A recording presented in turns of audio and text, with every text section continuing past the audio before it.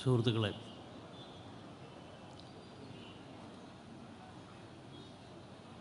ഗാസയിൽ ഇപ്പോഴും പിഞ്ചു കുഞ്ഞുങ്ങൾ കുരുതി കൊടുക്കപ്പെടുകയാണ്.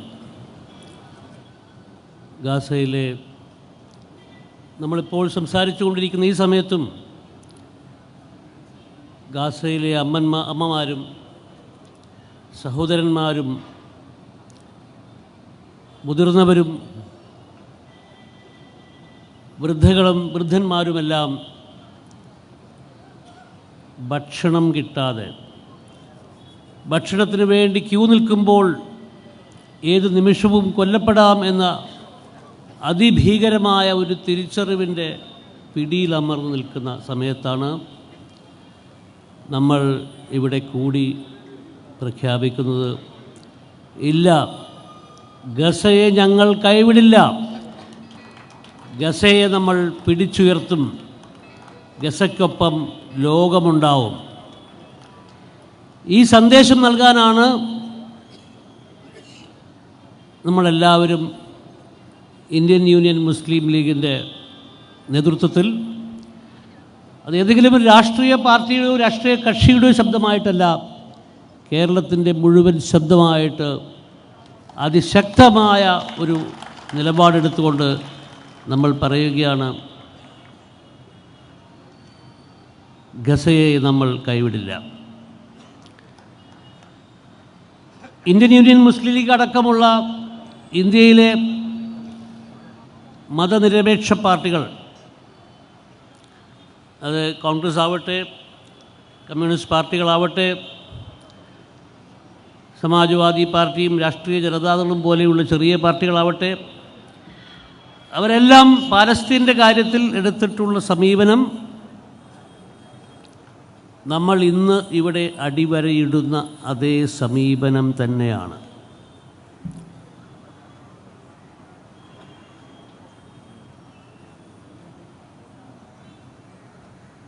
കഴിഞ്ഞ ദിവസമാണ്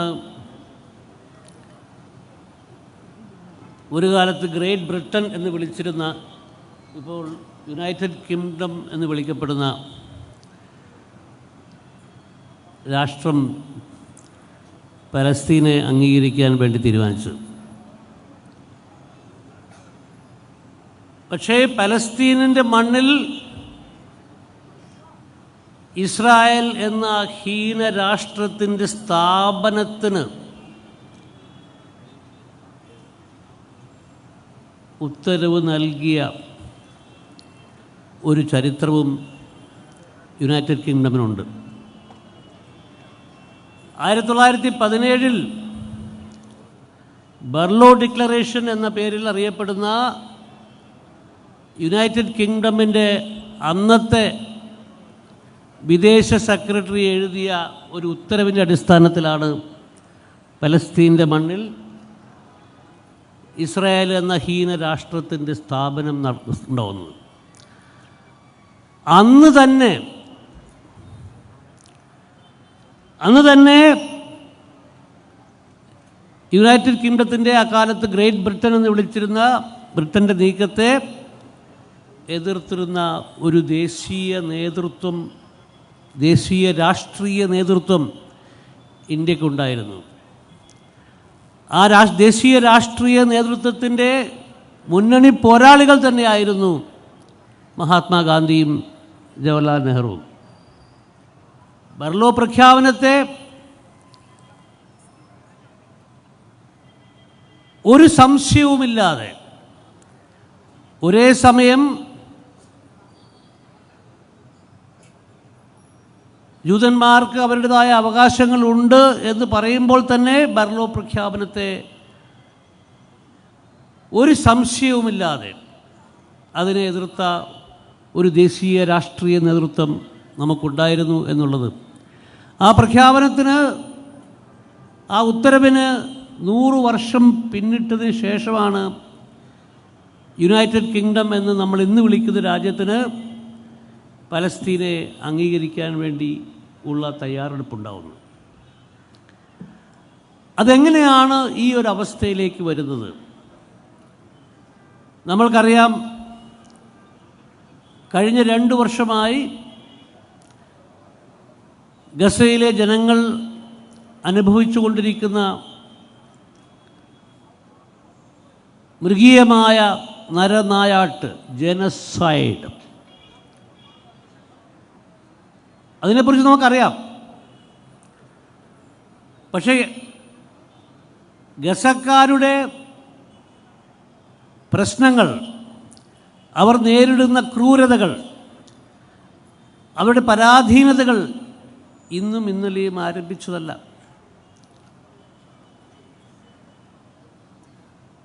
ഇസ്രായേൽ എന്ന രാഷ്ട്രത്തിന് ആ മണ്ണിൽ ഇടം കൊടുത്തത് മുതൽ, അതിൻ്റെ സ്ഥാപനമുണ്ടായ കാലം മുതൽ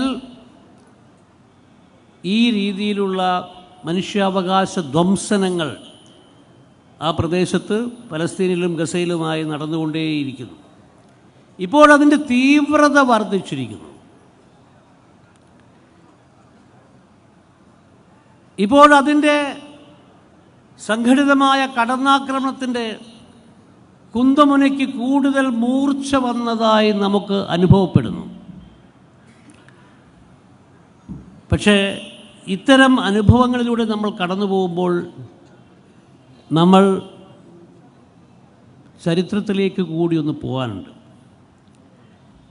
ഇവിടെ കംസൻ്റെ കാര്യം, കംസനും കൃഷ്ണനുമായിട്ടുള്ള യുദ്ധത്തിൻ്റെ, അവർ തമ്മിലുള്ള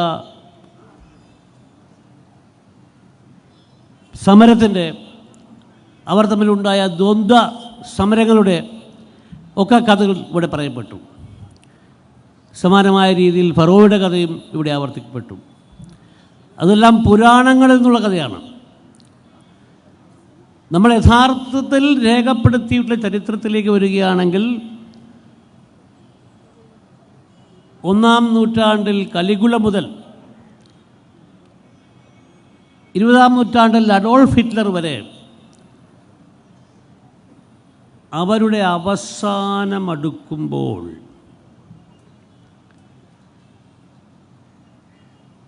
അവരുടെ പാതകങ്ങൾക്കും അവരുടെ ക്രൂരതകൾക്കും ആഴവും ശക്തിയും ഗതിവേഗവും വർദ്ധിപ്പിക്കാനുള്ളൊരു ശ്രമം നടത്തും എന്ന് ചരിത്രം സാക്ഷിയാണ്. കലിഗുല നമുക്ക് കാണിച്ചു തന്നതാണ്.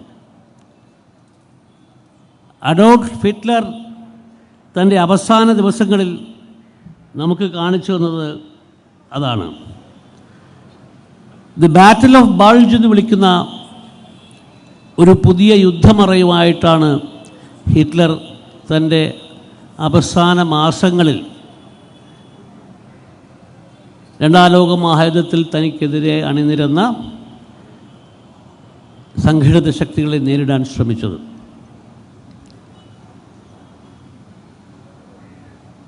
ആയിരത്തി 1940 4 വർഷം മുമ്പ് ഈ ബാറ്റിൽ ഓഫ് ബൾജിൻ്റെ ഈ കാര്യം നടത്തുന്നതിന് 4 വർഷം മുമ്പ് സമാനമായ ഒരു കടന്നാക്രമണം യൂറോപ്പിൽ നടത്തി ജർമ്മൻ ടാങ്കുകളെ യൂറോപ്പിൻ്റെ പല രാജ്യങ്ങളിലേക്കും ഇരച്ചു കയറ്റാൻ ഹിറ്റ്ലർക്ക് കഴിഞ്ഞിരുന്നു. പക്ഷേ 40 ആയിരുന്നില്ല. 40 അല്ലാത്തത് കൊണ്ട് തന്നെ വലിയ രീതിയിൽ ആസൂത്രണം ചെയ്യപ്പെട്ട ആർഡൻസ് ഒഫൻസീവ് എന്ന പേരിൽ അറിയപ്പെട്ടിരുന്ന 44 കടന്നാക്രമണം അത് തിരിച്ചടിക്കുകയാണ് ചെയ്തത്. ഗസയിൽ കഴിഞ്ഞ 2 വർഷമായി ലക്ഷക്കണക്കിന് ആളുകൾ, അതിൽ ലക്ഷക്കണക്കിന് പിഞ്ചു പൈതങ്ങൾ, അവരെ കൊന്നൊടുക്കിയിട്ടുള്ള ആ ഒരു സാഹചര്യത്തിൽ നിന്നാണ് ഐക്യരാഷ്ട്രസഭയുടെ ഏറ്റവും അവസാനത്തെ 80ാമത്തെ സമ്മേളനം ചേരുന്ന സമയത്ത് നമ്മൾ കാണുന്നത് 100 വർഷം മുമ്പ്, 100 വർഷത്തിനപ്പുറം 1917 108 വർഷം മുമ്പ് ഇസ്രായേൽ എന്ന ഹീന രാഷ്ട്രത്തെ പലസ്തീൻ്റെ മണ്ണിൽ സ്ഥാപിക്കാനുള്ള ഉത്തരവ് നൽകിയ അതേ രാഷ്ട്രം, ഒരു കാലത്ത് ഗ്രേറ്റ് ബ്രിട്ടൻ എന്ന് വിളിക്കപ്പെട്ടിരുന്ന ഇപ്പോഴത്തെ യുണൈറ്റഡ് കിങ്ഡം, പലസ്തീന് അംഗീകാരം നൽകാൻ നിർബന്ധിതമാവുന്ന ഒരു കാഴ്ച നമ്മൾ കാണുന്നത് ഈ 40ഉം 44ഉം തമ്മിലുള്ള വ്യത്യാസം ഹിറ്റ്ലർ അനുഭവിച്ചതുപോലെ തന്നെയാണ്.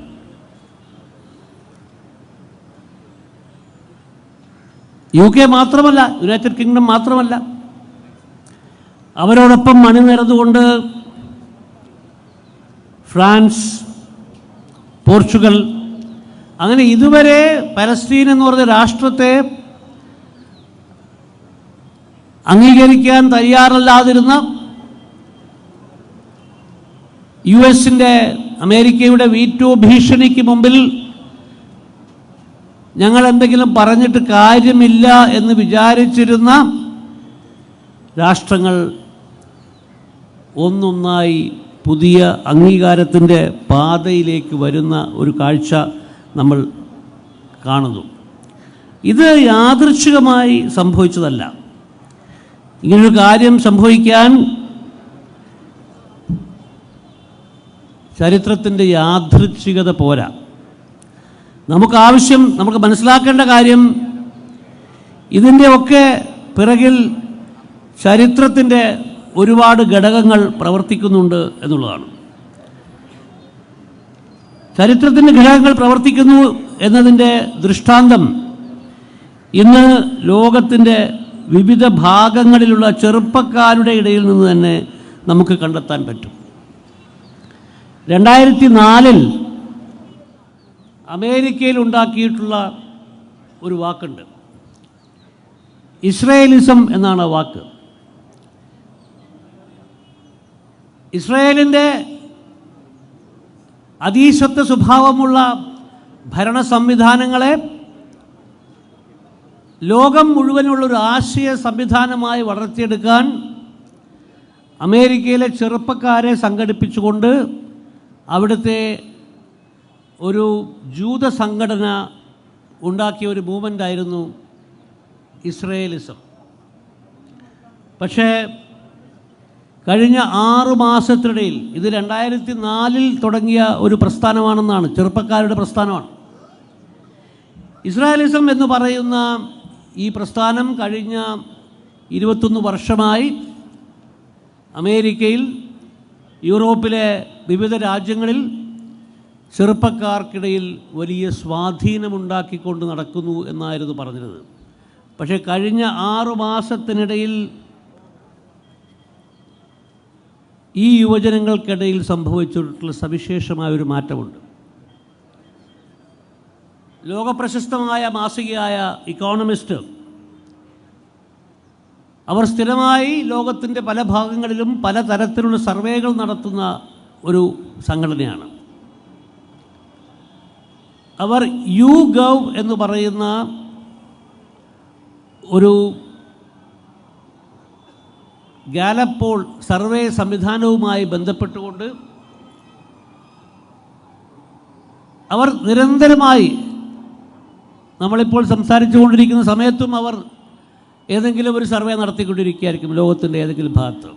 എല്ലാ ദിവസവും ഒരു സർവേ, ഏതെങ്കിലും സവിശേഷമായ ഒരു കാര്യത്തെപ്പറ്റി പഠിച്ചുകൊണ്ട് സർവേ ഫലം പുറത്തുവിടുന്ന സംഘടനകളാണ് ഇക്കോണമിസ്റ്റും YouGovഉം.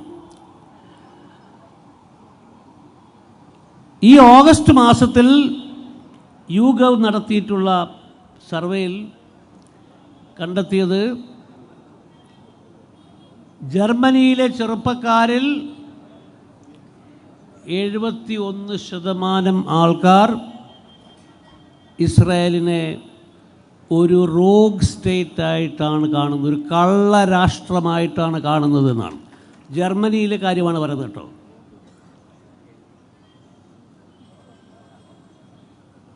UK-യിലേക്ക് എത്തുമ്പോൾ ചെറുപ്പക്കാർക്കിടയിലുള്ള ഇതേ ഫിഗർ 71% മാറും. സമാനമായ ഒരു ഫലം തന്നെയാണ് അമേരിക്കയിൽ നിന്നും പുറത്തു വന്നത്. പക്ഷേ അമേരിക്കൻ ജനത അല്ലെങ്കിൽ അമേരിക്കൻ ഭരണകൂടം ഈ കാര്യത്തെ ഇപ്പോഴും ഉൾക്കൊണ്ടിട്ടില്ല. പക്ഷേ യുണൈറ്റഡ് കിങ്ഡമും ഫ്രാൻസും ജർമ്മനിയുമൊക്കെ ഈ സ്ഥിതിവിശേഷത്തെ ഉൾക്കൊണ്ടു. അതിൻ്റെ പ്രതിഫലനമാണ് നമ്മൾ ഇപ്പോൾ ഐക്യരാഷ്ട്രസഭയിൽ കണ്ടത്. കൂടുതൽ കൂടുതൽ രാജ്യങ്ങൾ പലസ്തീനെ അംഗീകരിക്കുന്ന സാഹചര്യത്തിൽ കണ്ടത്. 2 വർഷം മുമ്പ് ആ ഒക്ടോബർ 7-ാം തീയതി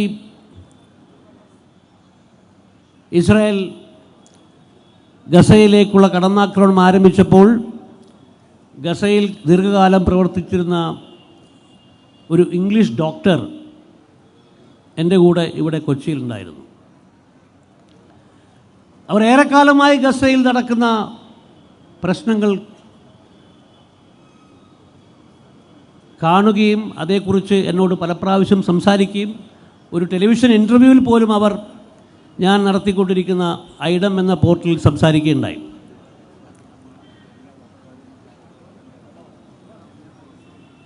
അവർക്ക് എന്താണ് ഇനി നടക്കാൻ പോകുന്നത് എന്നതിനെ പറ്റിയിട്ടുള്ള ഒരു സൂചന അന്ന് തന്നെ ഉണ്ടായിരുന്നു. ഇസ്രായേലിൻ്റെ മൃഗീയമായ കടന്നാക്രമണമാണ് നടക്കാൻ പോകുന്നത്. ഈ കടന്നാക്രമണത്തിൻ്റെ ആദ്യ മാസങ്ങളിൽ അവർക്ക് ഗസയിലേക്ക് തിരിച്ചു പോകാനും അവിടുത്തെ വൈദ്യശുശ്രൂഷ നൽകാൻ വേണ്ടി ഒരു പാലിയേറ്റീവ് കെയറിൽ പ്രവർത്തിക്കുന്ന ഒരു ഡോക്ടറാണ്. അവർക്ക് വൈദ്യശുശ്രൂഷകളിൽ പങ്കെടുക്കാൻ വേണ്ടി കുറച്ചു മാസം പറ്റിയെങ്കിലും ഏതാണ്ട് 1 വർഷമായി ഗസയിലേക്കുള്ള പ്രവേശനം അവർക്ക് സാധ്യമായില്ല. പക്ഷേ കഴിഞ്ഞ ദിവസം ഞാൻ സംസാരിക്കുമ്പോൾ ഈ UK-യുടെയും ഫ്രാൻസിൻ്റെയും ഒക്കെ അംഗീകാരത്തിൻ്റെ പശ്ചാത്തലത്തിൽ അവരോട് ഫോണിൽ സംസാരിക്കുമ്പോൾ അവർ പറഞ്ഞു, ചെറുപ്പക്കാരുടെ ഇടയിൽ ലോകമെമ്പാടും നടക്കുന്ന വലിയൊരു മാറ്റം, പലസ്തീൻ അനുകൂലമായി കൊണ്ടിരിക്കുന്ന ഒരു പ്രകമ്പനം, അതാണ് ഈ രാഷ്ട്ര നേതാക്കളെയൊക്കെ മാറ്റി ചിന്തിപ്പിക്കാൻ പ്രേരിപ്പിച്ചിരിക്കുന്നത്. ആ പ്രകമ്പനത്തിൻ്റെ തുടർച്ചയാണ് ഇവിടെ കൊച്ചിയിൽ നമ്മൾ കാണുന്നത്. ആ പ്രകമ്പനത്തെ ഏറ്റെടുത്തുകൊണ്ട് ഒരിക്കൽ കൂടി നമുക്ക് മുദ്രാവാക്യം വിളിക്കാം. Philistine ഹൂറ, free Palestine, Palestine സ്വതന്ത്രമാക്കുക.